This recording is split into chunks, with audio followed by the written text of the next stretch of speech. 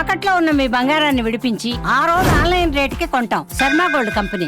జమ్మూ కాశ్మీర్లోని పహల్గాంలో అమాయక పర్యాటకులపై జరిగిన ఉగ్రదాడిని ప్రధానమంత్రి నరేంద్ర మోదీ తీవ్రంగా ఖండించారు. ఈ అమానవీయ చర్యకు పాల్పడిన ఉగ్రవాదులకు, దీని వెనుకున్న కుట్రదారులకు అత్యంత కఠినమైన శిక్ష తప్పదంటూ స్ట్రాంగ్ వార్నింగ్ ఇచ్చారు.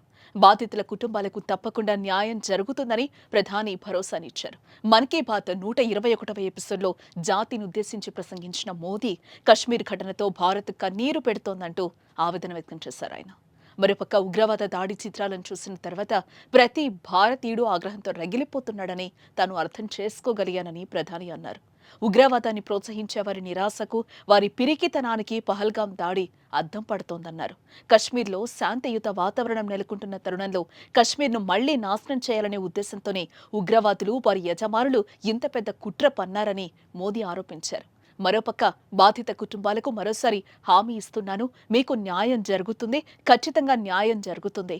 ఈ దాడికి పాల్పడిన వారు, కుట్రదారులు అత్యంత కఠినమైన ప్రతిస్పందనను ఎదుర్కోవాల్సి ఉంటుందని ప్రధానమంత్రి నరేంద్ర మోదీ పునరుద్ఘాటించారు.